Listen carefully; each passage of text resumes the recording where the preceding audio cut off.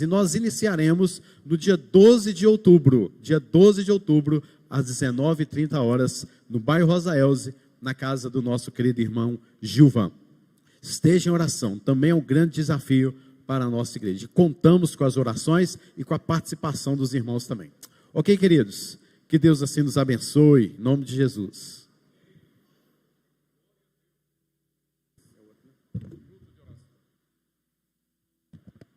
Eu saúdo a todos com a graça e a paz do Senhor Jesus. A você que nos acompanha pelas redes sociais, da mesma forma, a paz do Senhor, a graça e a paz do Senhor. Fique ligado, se você ainda não se inscreveu, e você que está aqui, se ainda não se inscreveu no canal da Igreja Presbiteriana 12 de Agosto, inscreva-se, divulgue, convide amigos, familiares para também inscrever-se no canal da Igreja Presbiteriana 12 de Agosto. E não esqueça de dar o teu sinal de gostei. Isso é relevante para a igreja e para a divulgação das mensagens da igreja. Muito bem. E ainda pensando no acampamento de crianças, eu gostaria de saber quem aqui participou, quando criança, de um dos acampamentos de crianças da 12 de agosto. Alguém aqui participou? Olha que coisa, que maravilha. Vocês podiam ficar de pé. Quem participou quando criança? Fique de pé. Quem quando criança participou? Olha que turma, uma turma de primeira. Jovens fortes, né? Alguém já casado, como Daniele, participaram do acampamento de criança. Obrigado, Deus abençoe. E com certeza vocês foram edificados. Vocês foram instruídos no caminho que devem andar, né? E eu gosto sempre de lembrar de Miguel Banks e José Edson, o cantor, que também são fruto do acampamento de crianças. Maravilha, maravilha. Estejamos orando, como bem falou o reverendo Lucas Apolinário, estejamos orando. Da mesma forma, mais um ponto de pregação para a igreja é fruto de oração. Nós nos reunimos, os pastores da igreja, toda terça-feira pela manhã, nós nos reunimos, tomamos café, mas é principalmente para orar. E oramos por esses trabalhos. Oramos pelas famílias, oramos pelos enfermos, oramos por nós, oramos pelas crianças, oramos pelas atividades da igreja, tá? E eu peço que vocês estejam orando por nós, porque nós estamos orando por vocês, né, pastor? É uma bênção, tem sido uma bênção. Irmãos, pensando no mês da criança, o subtema da nossa igreja para este mês é sobre criança, não é?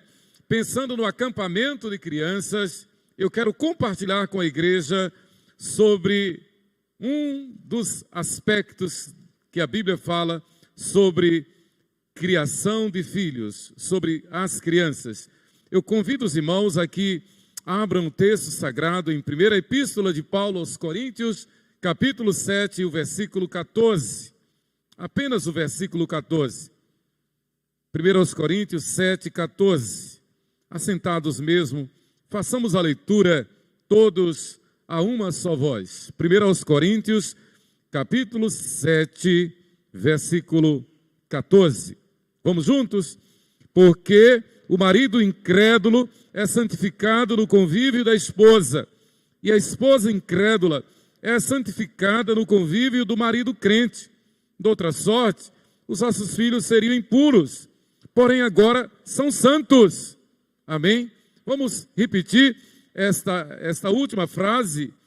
De outra sorte, vossos filhos seriam impuros, porém agora são santos. Porém agora são santos. Nosso Deus e Pai, nós te louvamos pelo teu cuidado pastoral para conosco. Nós te louvamos porque tu és Pai de misericórdias para aqueles que temem ao Senhor. Tu és o Pai daqueles que recebem a Jesus como seu único Senhor e suficiente Salvador, porque tu mesmo nos adotaste em Cristo Jesus. Louvado seja o teu nome. Pedimos, ó Deus, que tu esclareça a nossa mente com a luz da tua palavra, para a nossa edificação, para a edificação da nossa família, para a edificação dos nossos filhos. Nós te pedimos e agradecemos em nome de Jesus. Amém. Família santa, filhos santos. Alguém do nosso meio evangélico já disse com muita propriedade, que nós não geramos filhos para povoar o inferno. É verdade. Nossos filhos devem ser criados como do Senhor, devem ser consagrados ao Senhor, devem ser disciplinados desde o berço, devem ser corrigidos desde o berço, para que aprendam desde então a temer a Deus, a temer a palavra de Deus, a amar a Deus, a amar a igreja, a ler a Bíblia. Hoje eu ouvi de uma criança, de uma avó que falou de sua netinha, dizendo que já leu o Novo Testamento todo, e agora vai ler o Antigo Testamento. Louvado seja Deus por isto. Graças a Deus. Missão da igreja precípua, missão da igreja é fundamental, extraordinária, a principal, educar as crianças. Alguém alguma vez pensou que as crianças fossem a igreja do amanhã, a igreja do futuro? Não! As crianças são a igreja de hoje. Assim a Bíblia ensina. Deus ensinou, Deus vinha toda tarde conversar com Adão e Eva e ensinou a Adão e Eva a educar seus filhos. É verdade que Abel aprendeu e temeu, Caim desobedeceu. Mas é verdade também que Deus permitiu isto para ficar bem claro que os que temem ao Senhor prevalecem, os que desobedecem ao Senhor perecem. Quando nós criamos nossos filhos e netos, nós devemos criar dessa forma. Quem obedece, prevalece. Quem desobedece, desaparece, perde, é condenado, afastado de Deus e jamais poderá ver a glória de Deus. Abel aprendeu e viu a glória de Deus. E mesmo depois de morto ainda fala, como diz o escritor da epístola aos Hebreus. Adão e Eva aprenderam antes de cuidar da terra, antes de cuidar do seu sustento, antes de administrar a criação, antes de cuidar do jardim. Adão e Eva, com certeza, aprenderam a criar os seus filhos. Assim vem toda a Bíblia, nos ensinando a criar nossos filhos. Veja comigo Deuteronômio, capítulo 29, os versículos de 10 a 15. Deuteronômio 29, do 10 ao 15. Acompanhe comigo, por favor. Deuteronômio 29, do 10 ao 15. Valeu, André, bem rápido. Vamos ver lá. Vós estáis hoje todos perante o Senhor, o vosso Deus, os cabeças de vossas tribos, vossos anciãos e os vossos oficiais, todos os homens de Israel. Olha que palavra, os vossos meninos, as vossas mulheres, vamos ler todos juntos? As crianças que podem ler também, os vossos meninos, as vossas mulheres e o estrangeiro que está no meio do vosso arraial, desde o vosso rachador de lenha até o vosso tirador de água, para que entres na aliança do Senhor teu Deus e no juramento que hoje o Senhor teu Deus faz contigo, para que hoje te estabeleça por seu povo e ele te seja por Deus, como te tem prometido, como jurou a teus pais, Abraão, Isaque e Jacó. Não é somente convosco que faço essa aliança, e essa palavra, vamos repetir, não é somente convosco que faço essa aliança e este juramento, porém com aquele que hoje aqui está conosco, perante o Senhor nosso Deus, e também com aquele que não está aqui hoje conosco. E essa palavra me emociona. Essa palavra foi faz parte da bibliografia da minha monografia, do bacharelado em teologia, porque eu escrevi sobre batismo infantil. O Senhor fez a promessa àquele povo que ali estava e também fez aliança com aquele povo e fez a promessa de aliança com os descendentes daqueles, aqueles que ainda não estavam ali. Agora veja comigo, Atos capítulo 3. Atos capítulo 3. Atos 3. Aliás, desculpe, Atos 5. Atos capítulo 5. Emanuel. Espera, desculpe aqui. Atos 3, 19 e 20. Atos 3, 19 e 20. Arrependei-vos, pois, e convertei-vos, Deus chamando o povo, para serem cancelados os vossos pecados, a fim de que da presença do Senhor venham tempos de refrigério, e que envie Ele o Cristo, que já vos foi designado, Jesus. Cristo veio justamente para ratificar esta aliança. O Messias veio para ratificar essa aliança que o Senhor propusera com a casa de Israel, com os filhos na fé, com os que creram na promessa, com os que perseveraram na aliança.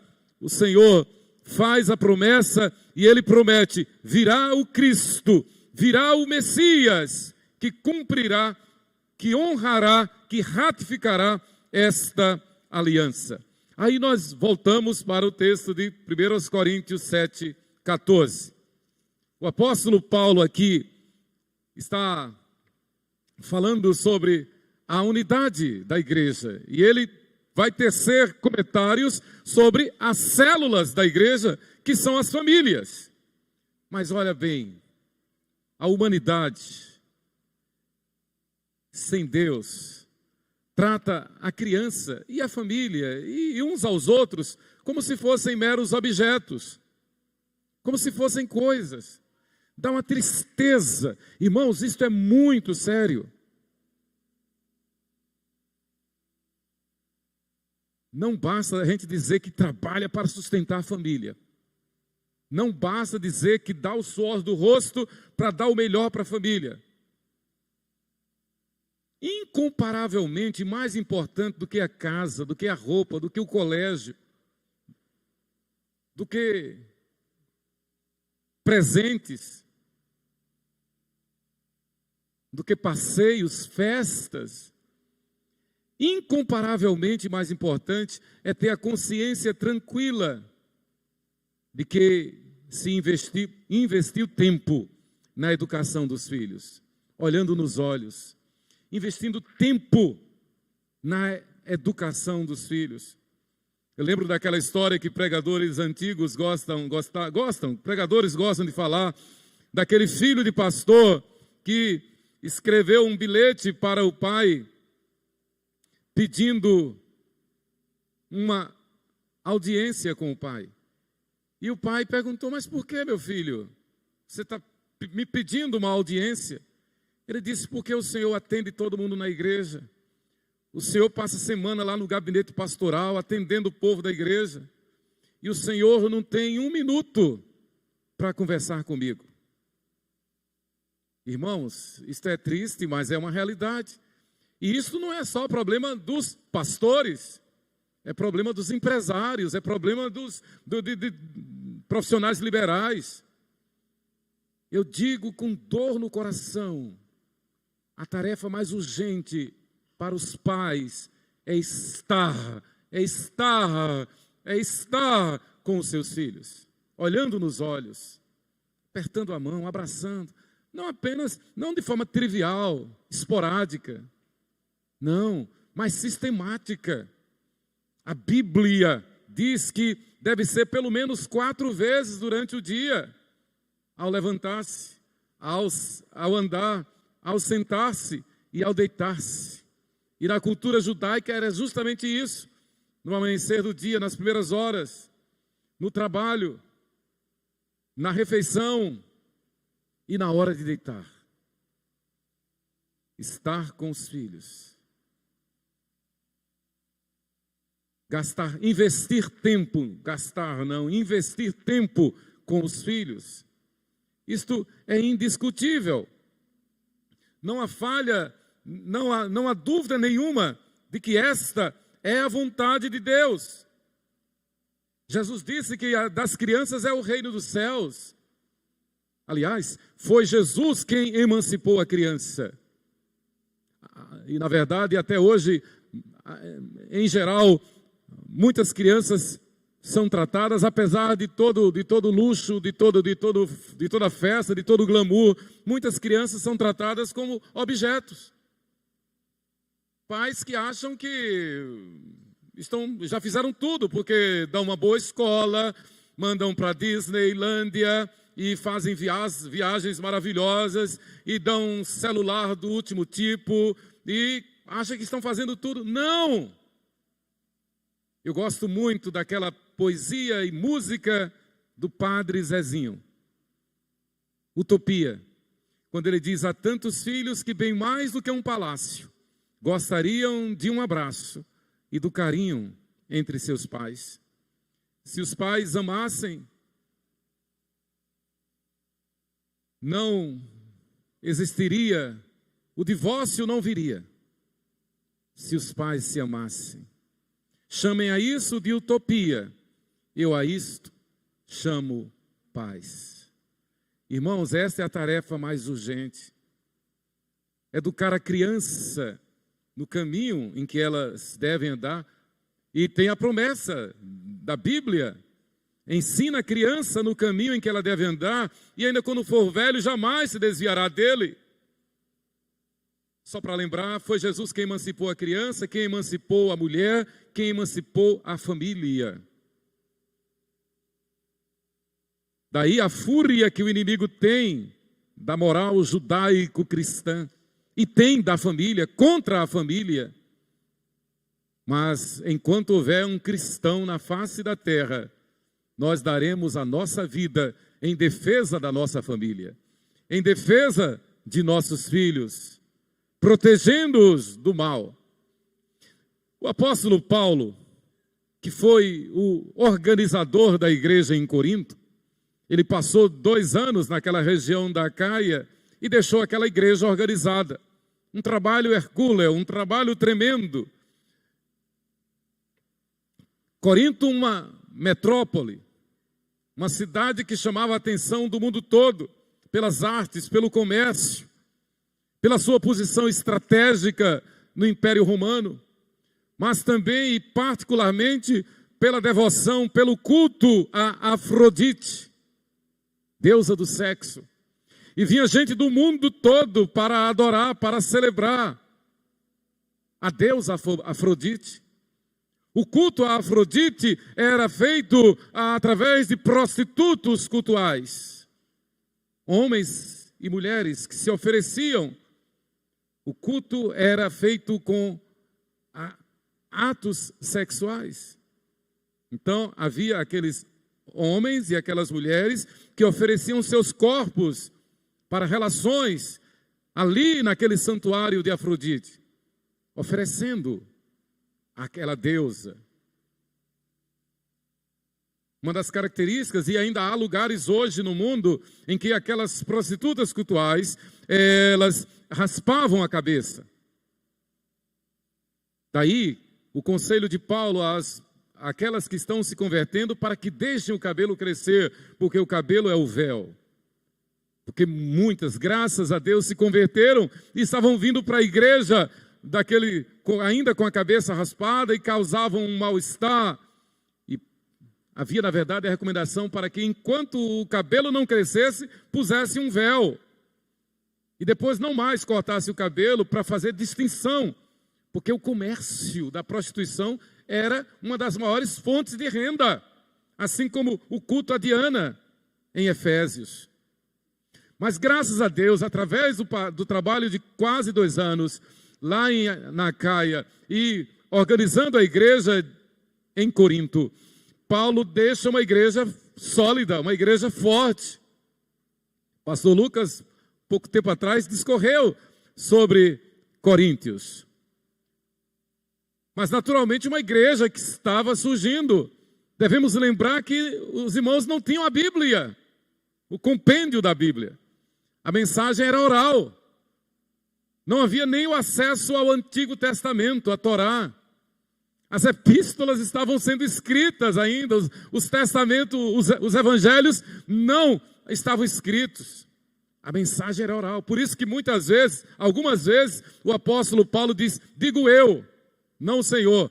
Porque havia uma crítica, uma pecha, uma crítica muito forte contra os apóstolos, contra os mestres, contra os pregadores cristãos, dizendo que eles falavam de si e não falavam de Deus.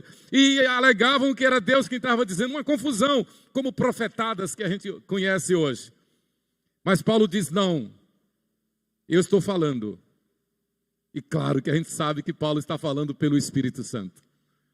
Paulo está dizendo, eu não estou usurpando. Eu não estou fazendo finta, eu não estou querendo aparecer, eu não estou colocando uma máscara, eu não estou falando de Cristo para poder me exaltar. Eu estou falando, mas ele vai dizer que ele é templo do Espírito Santo. Ele vai dizer que os crentes são templo do Espírito Santo. Ele vai dizer, e ele começa a epístola dizendo, eu estou escrevendo não a adoradores de Afrodite, eu não estou escrevendo a agnóstico, eu não estou escrevendo a secularistas, eu estou escrevendo a santos, aqueles que foram chamados a ser santos. Veja lá, primeiro capítulo, os primeiros versículos 1 e 2 de Paulo aos Coríntios. Paulo, chamado pela vontade de Deus.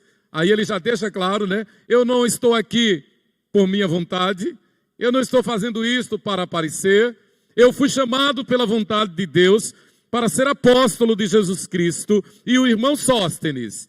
Nós estamos escrevendo à igreja de Deus que está em Corinto, a quem? Aos santificados em Cristo Jesus. Imagine, havia pouco mais de 2 anos da organização daquela igreja, uma igreja nova, nascente, menina ainda, novos na fé. Paulo diz, eu estou escrevendo aos santificados em Cristo Jesus, chamados para ser santos, com todos os que em todo lugar invocam o nome de nosso Senhor Jesus Cristo, Senhor deles e nós. Paulo diz, vocês foram chamados não por mim, vocês foram chamados pelo Senhor. O mesmo que me chamou a vocês. O mesmo que me enviou aí, foi o que chamou vocês, e nós fomos chamados para ser santos. Mas naturalmente, o contexto é óbvio, acontecia o fenômeno que acontece em qualquer igreja. Havia o caso de que o esposo se convertia e a esposa não. A esposa se convertia e o esposo não. E isso criou uma celeuma, criou uma discussão, criou uma certa confusão na igreja. E aquela questão que continua até hoje, a mulher é crente e o marido não. E os filhos? O que fazer com os filhos? Fica em casa? Não vão para a igreja? Então Paulo vai corrigir este problema. E aí ele diz aqui no capítulo 7, no versículo 14. O marido incrédulo é santificado no convívio da esposa. A esposa incrédula é santificada no convívio do marido. De outra sorte, os vossos filhos seriam impuros, porém agora são santos. Palavra do Senhor. Então Paulo como que diz, fiquem tranquilos, fiquem calmos. Um se converteu, o outro não. Mas também ele está fazendo essa exortação, porque ele já havia ensinado que o casamento deve ser santo. Que o casamento não deve ser da luz com as trevas, do crente com o incrédulo. O namoro não pode ser do crente com o incrédulo. O namoro tem que ser santo, do crente com crente. O namoro não deve ser motivado pelo abrasamento, por estar abrasado, apavorado, vexado. O namoro deve ser fruto do esperar no Senhor. Deve ser fruto de uma consciência santa, que descansa no Senhor, que sabe que da mesma forma que o Senhor nos chamou para ser da sua família, para ser do seu corpo, para ser templo do Espírito Santo, herdeiro da salvação, o Senhor também nos prometeu uma família abençoada aqui na terra. Lá aos Efésios, no capítulo 5, então ele vai discorrer sobre a instrução da família, do relacionamento do marido com a mulher, dos pais com os filhos. Paulo diz, então a tese fundamental aqui é exatamente esta: o crente vai viver de tal forma que vai santificar o incrédulo. Significa ser um missionário na sua casa. Significa ser um ganhador de almas na sua casa.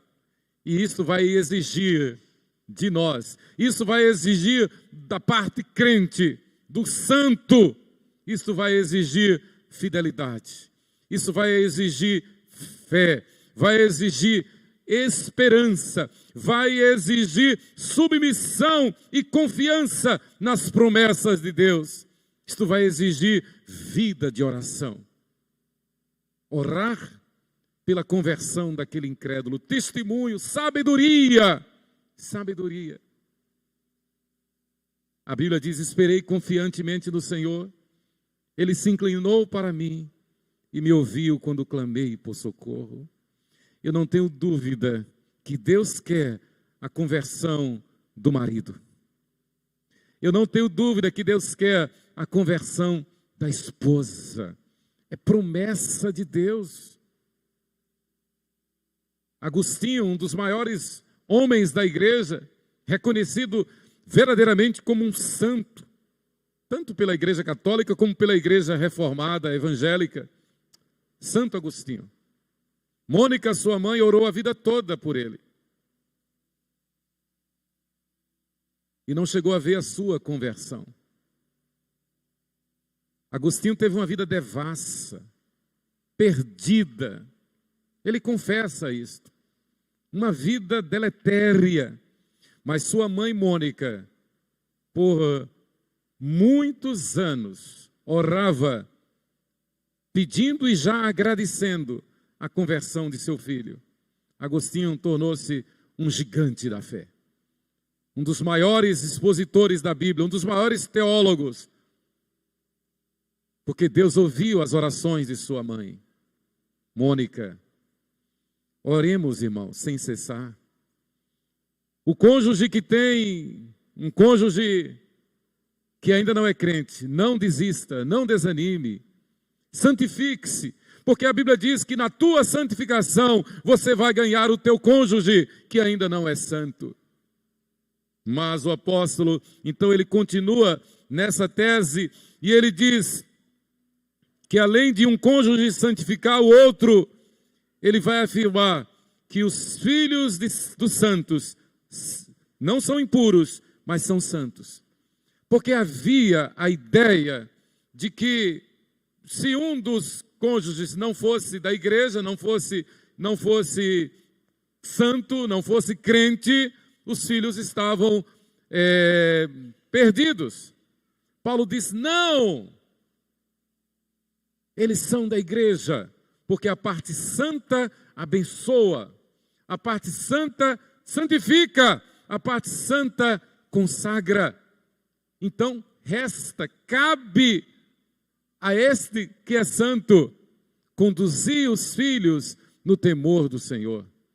A ideia de Paulo, a proposta de Paulo era que o cônjuge crente não deixasse os filhos, mas trouxessem para a igreja.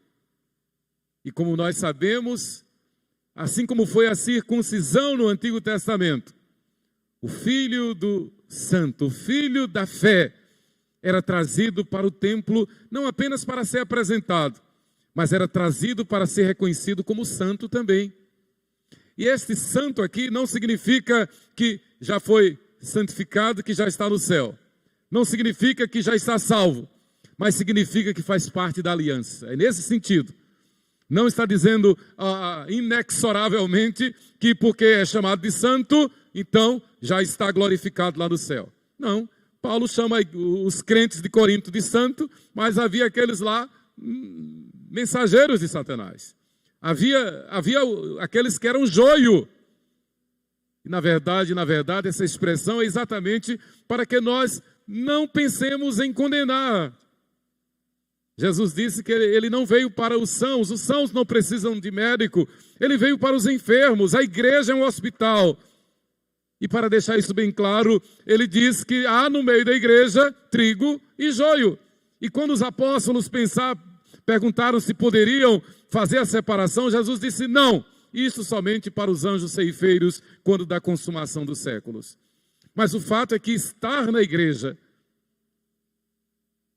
significa ser santo, estar separado do mundo. Por isso que nós não podemos nem devemos abrir mão de congregar. O escritor da Epístola aos Hebreus diz que não devemos de congregar, como é o costume de alguns. E como nós já sabemos, tem bênçãos que a gente só recebe na igreja. Tem bênçãos que a gente só recebe no culto, com a igreja reunida. Então nós não podemos abandonar, nós não devemos, não podemos desprezar o culto. O que Paulo está dizendo é, o cônjuge crente traga o filho. Traga para o batismo. O batismo no Novo Testamento é a circuncisão do Antigo Testamento. Não apenas apresentar, mas ser batizado, é arrolado como santo, como crente, como membro da igreja. Faz parte do rol de membros não comungantes. Há uma bênção para essa criança. Na verdade, a Bíblia diz que os filhos são, Salmo 127, versículo 3, os filhos são herança do Senhor. Herança do Senhor. Nasceu, foi concebido, é herança de Deus. Um de tantos os motivos bíblicos que se tem para jamais admitir o aborto. É a herança de Deus que está no ventre. E Deus, que é o autor da vida, Deus, que é o Senhor sobre tudo e sobre todos, Ele vai conduzir essa gestação. Da mesma forma que Ele nos conduz hoje. Qual a diferença para nós com a idade de hoje, 63 anos, e a idade em que eu estava no ventre de mamãe? A minha vida nas mãos de Deus. O meu tempo diante de Deus está escrito e determinado. Então ninguém deve admitir, interromper uma vida, simplesmente para fazer a sua vontade. Aliás, por motivo nenhum, né? A não ser em legítima defesa. Defesa da pátria, por exemplo. Defesa da família. Não mexa com os nossos filhos. Não mexa com os nossos familiares. Não mexa com a igreja de Deus. Não mexa com a igreja de Deus.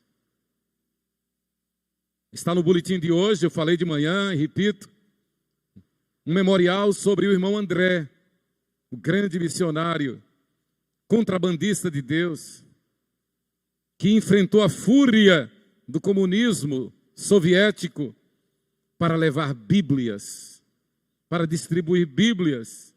Passava por aquelas barreiras de guardas armados de unhas e dentes, mas passava motivado pela fé, em defesa da fé, em defesa do Evangelho. Ele estava pronto a dar a sua vida por amor ao Evangelho. Então nós devemos trazer as crianças e nós devemos incutir, essa é a palavra bíblica lá em Deuteronômio capítulo 6, quando diz que nós devemos inculcar a palavra na mente das crianças. Gravar mesmo. É fazer com que a palavra seja moldada na mente das crianças. Colocar a palavra como um molde na cabeça das crianças. Ensinando a criança no caminho em que ela deve andar. Por quê? Porque a promessa diz que, além de ser herança do Senhor, elas são da igreja. Elas são santas. E elas devem crescer sabendo disto. Então, eu quero, irmãos, concluir deixando estas aplicações. Família santa, filhos santos. A promessa diz que um santo vai santificar o outro. E a gente diz amém. como nós falamos hoje pela manhã. Onde a igreja chega, chega a paz do Senhor. Onde a igreja chega, chega o Evangelho. E o Evangelho são as boas novas do reino. Onde a igreja chega, chega a salvação. Onde o povo de Deus ora, acontece sinais, prodígios e maravilhas. Não é em vão que a Bíblia manda ostensivamente que nós oremos, que nós vigiemos e oremos sem cessar. Deus se agrada de ver o seu povo orando. A Bíblia diz que Deus recolhe as nossas orações, que Deus aspira as nossas orações como perfume suave. Deus se agrada de ver a igreja orando. Então o cônjuge santo vai testemunhar, vai dar exemplo, vai orar sem cessar até ver a glória de Deus descer na sua casa. Na vida do cônjuge que ainda não é crente, até ser crente. Na vida dos filhos, para que os filhos jamais se afastem do caminho do Senhor. É a glória de Deus. Devemos orar sem cessar. Família santa, filhos santos, vivendo a palavra de Deus. Vivendo a palavra. Irmãos, não tem coisa melhor do que nós compartilharmos a palavra, conversarmos sobre a palavra, vivenciarmos as histórias da Bíblia, dizer ao mundo, como diz o hino, dizer ao mundo que nós somos Bíblias, incutir na mente de nossos filhos, lá na escola, dizer, não é evolução, é criação. O homem não veio do macaco, o homem veio de Deus. Deus formou o homem do barro, do pó da terra. E ensina já as crianças a dizerem, e aquilo que compõe o universo, compõe o nosso corpo. O que está na terra, está no nosso corpo. Água, os minerais, os elementos químicos que estão no barro, que estão na terra, estão no nosso corpo. Nós somos criação de Deus. Vivendo a palavra, fazendo culto doméstico, memorizando versículos da Bíblia, das muitas coisas do meu tempo de criança, guardo sempre na lembrança. Nas nossas viagens, eu, Sheila e as meninas, um dos melhores momentos, uma das melhores brincadeiras era viajando e recitando versículos, fazendo um torneio para ver quem dizia mais versículos memorizados. Uma bênção. O culto doméstico, o ensinar os nossos filhos a dizer lá na escola, desde cedo, que são crentes. E diga o nome da igreja. E, se possível, dê o endereço da igreja. Fale do canal da igreja no YouTube. Nós somos do Senhor Jesus. Mas, em segundo lugar, famílias santas, filhos santos, vivendo como templo do Espírito Santo. É preciso que nós nos lembremos disso. O nosso corpo não é templo do mundo. O nosso corpo não é templo de vaidade, de orgulho. O nosso corpo não é templo de filosofias vãs. O nosso corpo é templo do Espírito Santo. O Espírito Santo habita em nós. O Espírito Santo reflete, manifesta a glória e o poder de Deus através de nós. Significa uma vida santa, aos pés do Senhor, movidos pelo maior de todos os dons. 1 Coríntios capítulo 13, o dom do amor. Esse dom do amor não está em nós de per si. Esse dom do amor é derramado em nosso coração pelo Espírito Santo que em nós habita.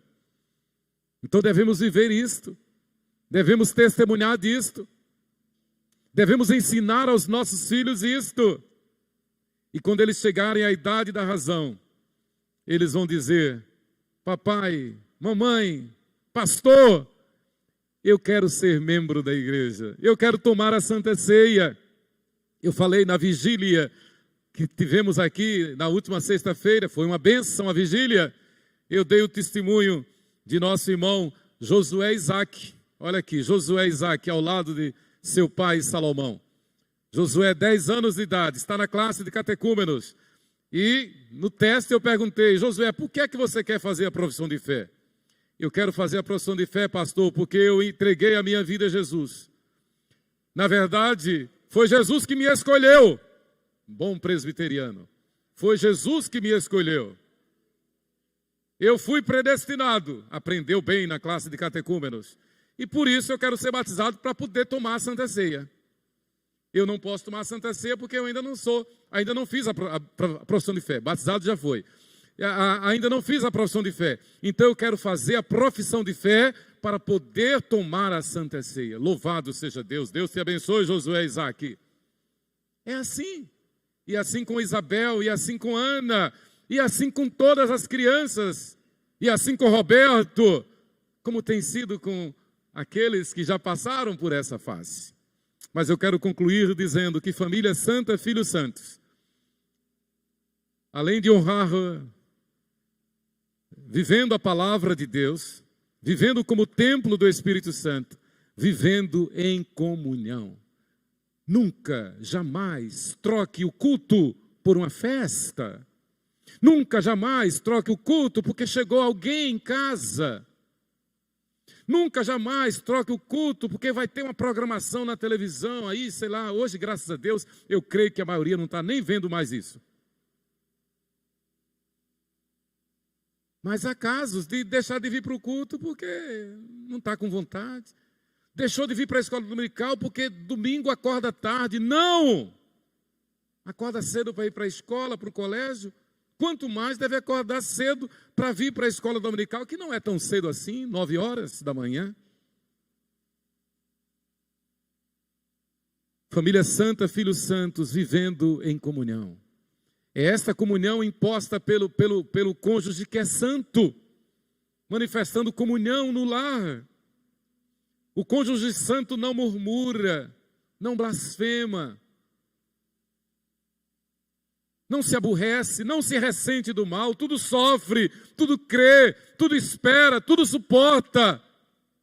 O cônjuge santo vive literalmente em amor, e no amor, e pelo amor, e para o amor, vivendo em comunhão. E isso vai refletir na vida dos filhos. Os filhos vão crescer no lar onde prevalece não o mal, mas o bem, não a incredulidade, mas a santidade. Então Paulo diz: incuta na mente dos vossos filhos que eles são santos. Vivencie a comunhão dos santos na igreja. Vivencie o fato de ser templo do Espírito Santo. Vivencie a prática da palavra de Deus. E assim as famílias serão santas. Famílias santas, filhos santos. Que Deus nos abençoe. Que Deus nos encha da sua graça. E que nós, que fomos chamados para ser santos, santifiquemos o nosso lar.